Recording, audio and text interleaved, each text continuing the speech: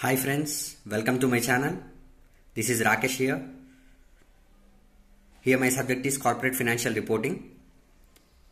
This is an effort made for revision of workbook. We all know that the CMA final has a very good importance on the workbook. This is a workbook, CMA final workbook, March 2020 edition. Continuing further with some other questions, let me start with question number 20. MSD Limited developing a new production process. During the financial year 31st March 2016, the total expenditure incurred was 60 lakhs. As on the year ended 31st March 2016, it is 60 lakhs friends. This process met with the criteria of recognition on an intangible asset on 1st September 2015. So throughout the financial year, it was not met with the criteria. It was met on 1st September 2015 and thereby it was recognized. The expenditure till this date was 32 lakhs. So out of the total 60 lakhs, expenditure made before the recognition, it is 32 lakhs. Further expenditure incurred on the process during the financial year ended 31st March 2017. This is the new financial year, continuing in the next financial year, was 50 lakhs. As at 31st March 2017, the recoverable amount of know-how embodied in the process is estimated to be 77 lakhs. This is the recoverable amount. Okay. This includes estimations of the future cash flows as well as inflows. Cash outflows as well as cash inflows.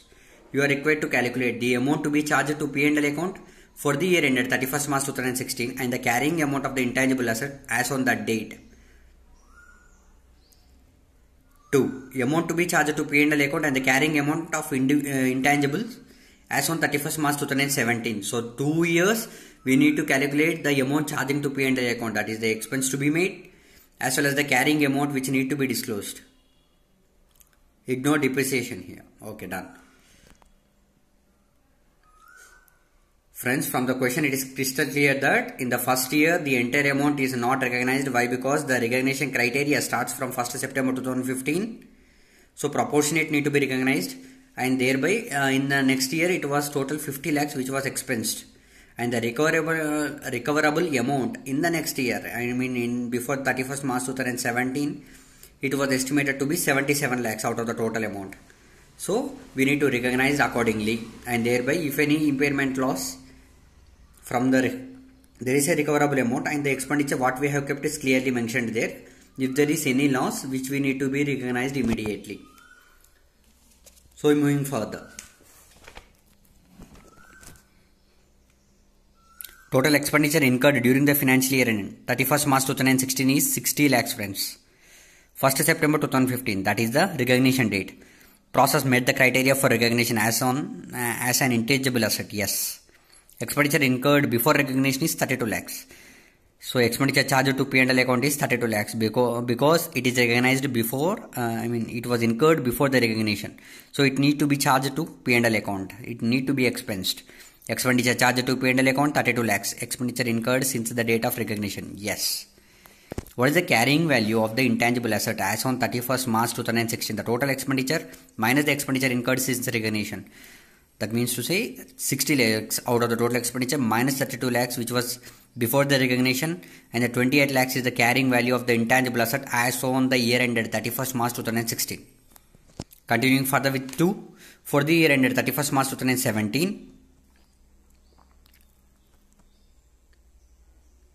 Expenditure to be charged to P&L account.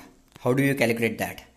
Here the opening balance which is carrying forward from the previous year it is 28. The expenditure incurred for 2016 and 17 that as on the year financial year ended 31st March 2017 was 50 lakhs.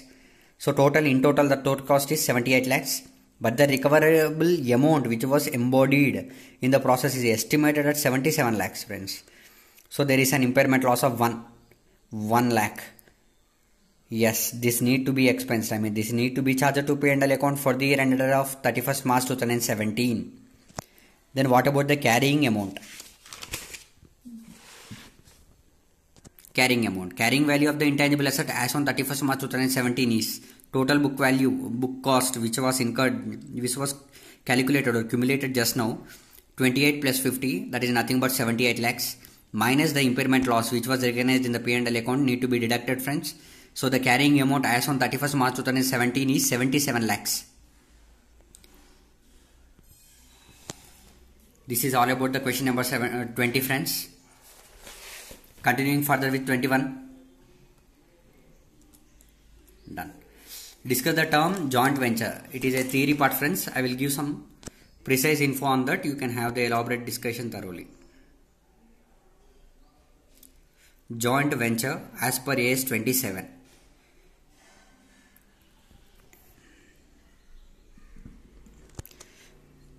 Joint venture is an agreement between parties, friends. It may be two or more persons undertaking an activity having joint control. Joint venture, the word itself says that there will be a joint control, friends. So it is nothing but an agreement being entered by two or more persons for undertaking an activity having the joint control. Joint control indicates joint controlled operations, joint controlled asset, joint controlled entities. So it is an agreement between two or more parties undertaking an activity having a joint control. Joint controlling of operation, joint controlled asset, joint controlled entities. A brief note, friends. Continuing further with the next question. What are the sources based on which the assessment of impairment asset needs to be made? Before going with the answer, let me explain you the concept of impairment on assets. Why do we need to do the impairment of an asset, and how do we recognize in the books? And what are the sources? As the question asks, what are the sources? First of all, friends, I want to make sure that you need to understand the concept of impairment. Only then you can go with the sources of doing the impairment. Assets should be tested for impairment regularly to prevent overstatement on balance sheet, friends. Why I am saying this is, assets need to do the impairment. Why do we do the impairment for assets? In order to make sure the assets are overstated or valued correctly in the balance sheet. So we need to do the impairment. Based on comparing, if the asset is overvalued, then we need to make sure that it is valued correctly, and then the assets are nowhere it is overstated. We need to make sure. So by way of doing the impairment for the assets which were there in the company, we can write down the assets, or we can make the carrying value of the assets are exactly matching with the fair value or the recoverable amount from the society. This is the conceptual info, friends. It may help you. Please have a brief note on this. Assets should be tested for impairment regularly to prevent overstatement on balance sheet, friends. Yes, the assets should not be overstated. So in order to prevent the overstatement, it should be made for impairment. Impairment exists when the assets fair value or a recoverable amount, whatever it is, friends, if it is lesser than the carrying value on the balance sheet date, an asset was recorded in the balance sheet which is higher than the market value, I mean to say recoverable amount, friends, then you need to make sure that there is an impairment. Then it is clear that there is an impairment exists in the asset. If confirmed on testing, if it is existed on testing, an impairment loss should be recognized. That is how the impairment is done for the assets. Okay, what are the sources based on which the assessment of impairment of assets need to be done? Yes, it may be for external sources, friends. It may be for internal sources, friends. In both the cases, in different sources, the impairment may be existed in the assets. The company will identify the impairment is there or not there in the assets based on the different sources, friends. It may be the internal sources, it may be the external sources. Okay, if it is for external sources, by knowing the market value, by knowing the technological environment or the legal environment or the economic environment, if there is any change or if there is a drastic changes in the environment which need to be done for the company as well, then there will be an existence of impairment in the assets, friends. Carrying value of the assets, if you calculate, and you will come to know whether there is an impairment exist in the assets. From the internal sources, if the asset is completely damaged or obsolescence, then in both the cases the impairment of assets need to be done. Economic performance is worst. Day by day the asset performance becomes worse. So we need to make sure that so it is clearly indicating that there is an impairment of assets is there. cash loss continuously. There may be different cases for which the cash loss may be done, but in some cases, due to the if you understand that there is a cash loss, then in exceptional case there is an indication also that there is an existence of impairment in the assets, friends. So you need to analyze the external and internal sources for identifying the impairment exists in the assets or not. This is all about the question number 22, friends. Continuing further with question 23. Yes, a company acquired a machinery for 5.6 crores as on 1st January 2014. It has a life of 5 years and a salvage value of 30 lakhs, applying the test for impairment as on 31st March 2016. As you just know that there is a concept, as you just understood the concept of impairment, you can easily apply here and thereby you can calculate the impairment loss. Present value of the cash flow is given, friends, 2.3 crores. Selling price is also given, 2.2 crores. First of all, for identifying the impairment loss, you need to know the formula. What is the formula based on which we calculate the impairment loss? Here the impairment loss is nothing but carrying amount we need to calculate. Carrying amount deducting a recovering amount as well. Among the carrying amount, you need to deduct the recovering amount. If there is an extra amount which is remaining, the balance available is considered to be as an impairment loss. Recoverable amount is nothing but higher of the present value and the net selling price. Both the values are given in the question. Higher of the present value and net selling price is the recoverable amount. After identifying the recoverable amount, you need to deduct it from the carrying amount. You will get the impairment loss. That is the concept of impairment loss. Applying in the same question. Carrying value. How do you calculate the carrying value of the asset? Depreciating the asset. As the life of the asset is given as 5 years, if you consider it in months, it is 60 months. The depreciation was taken place from 1st January 2014 to 31st March 2016. It is almost 27 months. So, cost of the asset 5.6 crores minus 30 lakhs, 0.30 in crores. That is the salvage value into 27 by 60. It is in months, friends. If you calculate the return on value is, the depreciation value is 2.385 crores. So, deducting it from the cost of the asset 5.6 crores, we will get the carrying value of the asset as 3.215 crores. So, as we know the carrying value of the asset, we need to identify the recoverable amount. Recoverable amount, they have given the present value of the cash flows as well. Present value is given 2.3 crores. Net selling price is given 2.2 crores. Higher of the value 2.3 crores. So, in order to calculate the impairment loss, we need to deduct the recoverable amount from carrying amount. So, the carrying amount is clearly understood there. Carrying amount is 3.215, deducting it carrying amount minus recoverable amount. Recoverable amount is 2.3 crores, 0.955 crores. That is the impairment loss which need to be recognized in the books.